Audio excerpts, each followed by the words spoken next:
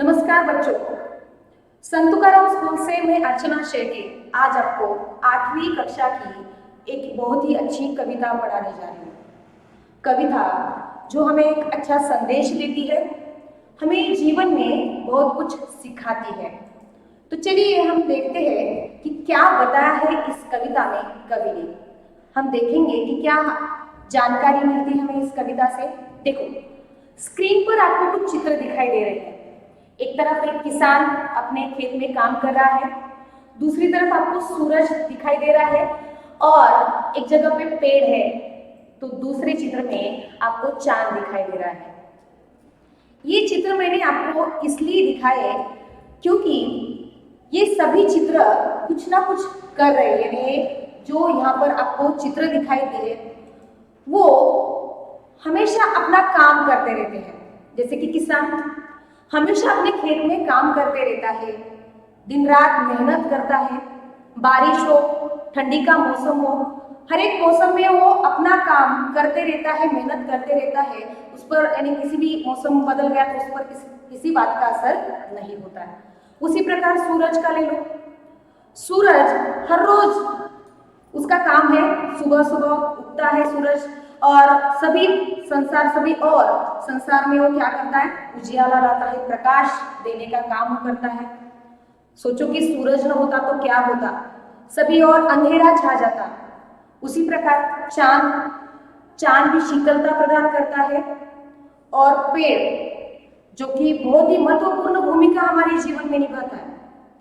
पेड़ हमेशा धूप छा यानी वहां पे धूप में, बारिश में, वहां पे जमीन में वो रहते हैं गड़े हुए, लेकिन दूसरों को कुछ देने का काम वो करते हैं। देखो बच्चों, प्रकृति के इन चीजों से हमें बहुत कुछ सीखने को मिलता है।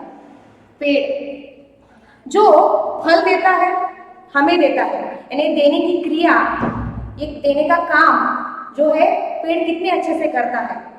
जो फल आते हैं उस पर वो फल हम खाते हैं। साथ ही उसकी लकड़ी भी बहुत जगह इस्तेमाल की जाती है।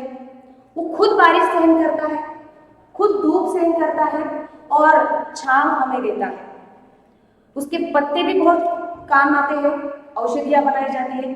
तो ये जो पेड़ है खुद के लिए कुछ भी बचा कर नहीं रखता है, जो कुछ भी उसके पास है वो दूसरों को देने का काम वो करता है और उस काम में बिल्कुल भी आलस वो दिखाता नहीं है। तो देखो बच्चों, निस्वार्थ भावना से दूसरों को कुछ देने की भावना परोपकार कहलाती है और ये हमें प्रकृति के सारे चीजों में देखने को मिलती है। सूरज सबको उजाला देता है, सबको रोशनी देता है, बिल्कुल भी स्वार्थ भावना बिल्कुल उसके मन में नहीं रहती। उसी प्रकार पेड़ का है। तो वही आज हमें इस कविता में सीखना है कि निस्वार्थ भावना से हमें काम करते रहना चाहिए। ऐसे काम करते रहना चाहिए जिससे सबका भला हो। हमारे काम तो हम नित्य हर रोज करते रहते हैं, लेकिन हमारे काम छोड़कर इस संसार के जो लोग हैं उनके कुछ काम या ऐसे कुछ काम हमें करने चाहिए जिसके कारण हमारा समाज में नाम हो, साथ ही यहाँ पर रहने वाले, इस देश में रहने वाले लोगों को उसका फायदा हो। और ऐसे काम क्या कहलाते हैं वो हमें देखना है। ठीक है, तो देखो यहाँ पर भी आपको स्क्रीन पर कुछ व्यक्ति दिखाई दे रहे हैं, भारत माता दिखाई दे रही है।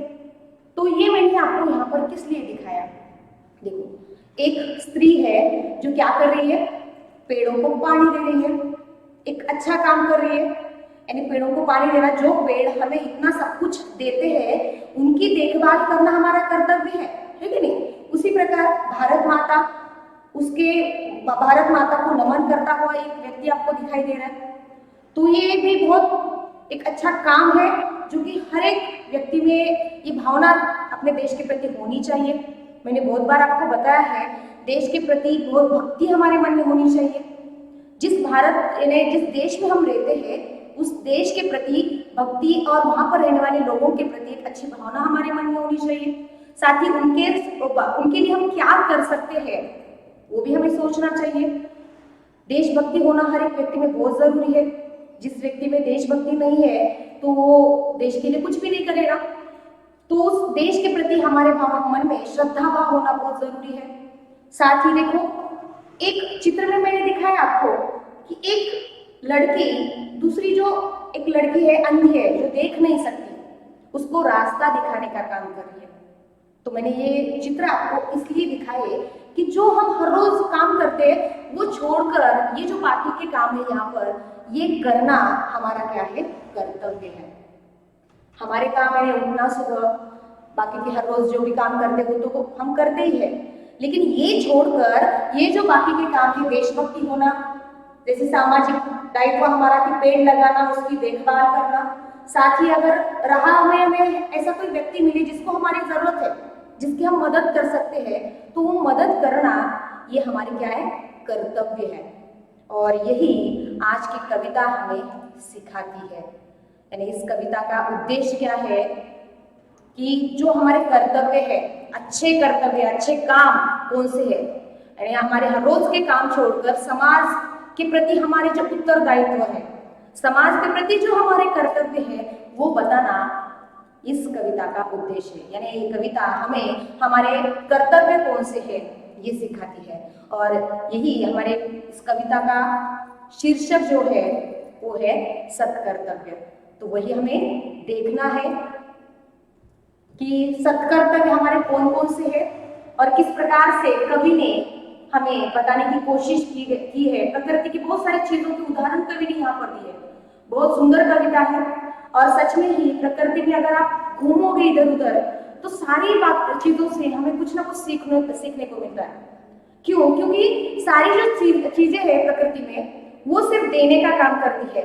उनके मन में बिल्कुल भी स्वार्थ भावना नहीं रहती, अच्छा काम वो करते रहते हैं। और सत्कर्तव्य मतलब अच्छा काम, यानी अच्छे काम, अपने अच्छे कर्तव्य जो है वो सोचना और वो निभाते रहना, ये कविता सिखाती है।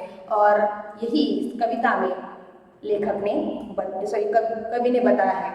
और इस कविता के कवि है राम नरेश त्रिपाठी जी, हिंदी साहित्य की बहुत ही प्रसिद्ध कवि है, जिनका जन्म सन 1881 में हुआ। इन्होंने ज्यादातर खड़ी बोली इस भाषा का प्रयोग किया है लेखन में, और बहुत सारी रचनाएं उनकी देखने को मिलती है। जैसे देखो यहाँ पर मिलन, साथी, पथिक, स्वप्न, मानसी, ये उनकी रचनाएं हैं। तो आइए इसे ऐसे महान कवि की जो अभी रचना हमारे सामने है सत्कर्तव्य, तो इन्होंने क्या बताया है सत्कर्तव्य कविता में, वो आज हमें देखना है। तो हम कविता शुरू करेंगे। तो पहली दो पंक्तियों में कवि कहते हैं, देखो, जग में सचर अचर जिनते हैं, जग में सचर अचर जिनते हैं, सारे कर्म निरत हैं। कवि क्या कहते हैं कि जग में सचर अचर जिनते हैं, सारे कर्म निरत हैं। सचर और अचर यानी क्या?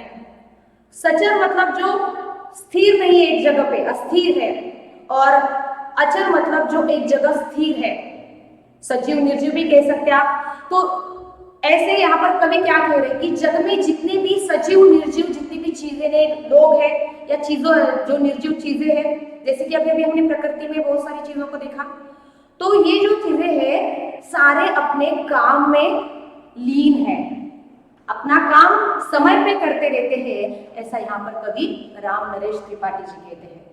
वो कह रहे हैं कि संसार में एक भी ऐसी चीज नहीं है जो अपना काम समय पे नहीं करती है।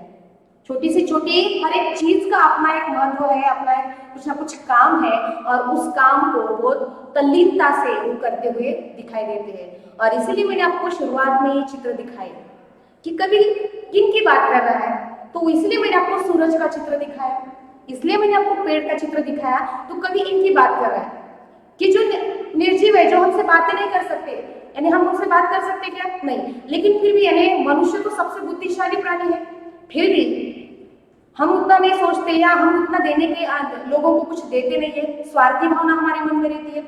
लेकिन इन प्रकृति में हमें जो चीजें दिखाई देती है, इनमें बिल्कुल भी स्वार्थी भावना नहीं है, और नियमितता उनका एक गुण हमें देखने को मिलता है।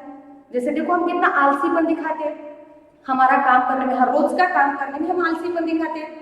जो भी रोज का हमारा काम होता है, सुबह जल्दी नहीं उठते हैं, व्यायाम नहीं करते हैं, साथ ही पढ़ाई होमवर्क जो दिया जाता है आपको गृह कार्य वो भी नहीं करते हैं। तो ये हर रोज के हम काम करने में आलसीपन दिखाते हैं, लेकिन ये सारी चीजें उस प्रकार से आलसीपन बिल्कुल भी नहीं दिखाते। नित्य रोज हमें देखते हैं कि सूरज अपने समय पे आता है, सबको रोशनी देता है। पेड़, अगर आप धूप में बहुत दूर चलकर गए हो और पेड़ के नीचे अगर जाकर रुकोगे, निश्चित ही आपको छांव मिलेगी, है ना। तो ये प्रकृति की हर एक चीज से हमें बहुत कुछ सीखने को मिलता है कि किस तरह से तल्लीन होकर, किस तरह से नियमित रूप से वो अपना काम करते रहते हैं। समय पर अपना काम करना जरूरी है।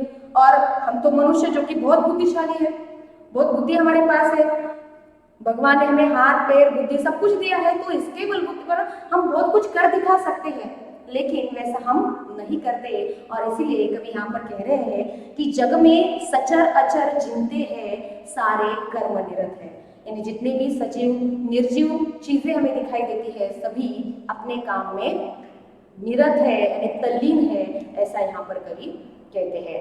तो यहाँ पर कवि ने बहुत ही अच्छा संदेश हमें दिया है। आगे कवि कहते हैं कि जीवन भर आतप सह वसुधा पर छाया करता है। जीवन भर आतप सह वसुधा पर छाया करता है, तुच्छ पत्र को भी स्वकर्म में कैसी तत्परता है। कवि यहाँ पर किसका उदाहरण दे रहे, समझ में आया आपको? कवि यहाँ पर पेड़ का उदाहरण दे रहे। कवि क्या कहते हैं कि जीवन भर आतप से, यानी जीवन भर जो ऊपर से धूप सहन करता है, ऐसा पेड़, उसकी जो आपको तुच्छ यानी सामान्य लगने वाले जो पत्र मतलब पत्ते उसके जो बहुत सामान्य लगते हैं, आपको तुच्छ लगते हैं, कभी कभी आपके मन में आता होगा कि इनका क्या काम है, लेकिन कवि ये भी बात यहाँ पर बता रहे हैं कि जो सामान्य, जो तुच्छ लगने वाले जो पत्ते आपको दिखाई देते हैं पेड़ों के, वो तुच्छ नहीं है, उनका अपना मूल्य है, उनका अपना महत्व है। और वो कवि बता रहे हैं कि जो जीवन भर क्या करते, धूप सहन करते हैं, जो पेड़ के पत्ते रहते हैं उन पर धूप गिरती, यानी धूप वो सहन करते हैं, साथ ही बारिश भी वही सहन करते हैं, लेकिन राह चलते राहगीर को छांव देने का काम वो करते हैं। उन पत्तों से बहुत सारी औषधियां बनाई जाती है, आयुर्वेदिक में बहुत महत्व है उसका, पत्तों का, वो आप सबको पता होगा। और ये कौन करता है? पेड़ करता है। और इसीलिए कवि कहते हैं कि ये तुच्छ लगने वाले पत्ते जो होते हैं पेड़ के, वो तुच्छ नहीं है, उनका भी अपना महत्व होता है। वो खुद परेशानी में रहते हैं, खुद सब कुछ सहन करते हैं, धूप बारिश, लेकिन आपको देने का काम करते हैं। यानी जो फल आते हैं वो हम खाते हैं पेड़ों के, वो खुद खाता है क्या? नहीं। तो कितनी निस्वार्थ भावना ये इस पेड़ों से हमें सीखने को मिलती है। और ऐसे अलग अलग उदाहरण देकर कवि ने कविता में बहुत कुछ बताने की कोशिश की है। देखो, कवि ने प्रकृति के बहुत सारे ऐसे उदाहरण, ऐसी चीजों का एक एक उदाहरण देके उन्होंने वहां पर बताया है कि हमारे सत्कर्तव्य, यानी हमें सीखना चाहिए पेड़ से कि पेड़ किस तरह से खुद सहन करता है, सब परेशानी सहन करता है, और वो दूसरों को निस्वार्थ भावना से कुछ देने का काम करता है। ये एक भावना या ये उससे सीखने को मिलता है हमें। और हर किसी को ये बात मन में, सबको सीखना चाहिए पेड़ से कि किस तरह से वो खुद परेशानी में रहकर दूसरों को कुछ देने का काम करता है। और ऐसे अलग अलग उदाहरण देकर रामनरेश त्रिपाठी जी ने हमारे सत्कर्तव्य कौन से है वो बताने की कोशिश की है। तो कल हम देखेंगे कि आगे कवि ने कौन कौन से ऐसे उदाहरण दिए हैं और क्या बताया है, और कौन से हमारे कर्तव्य है ये बताने की कोशिश की है। धन्यवाद।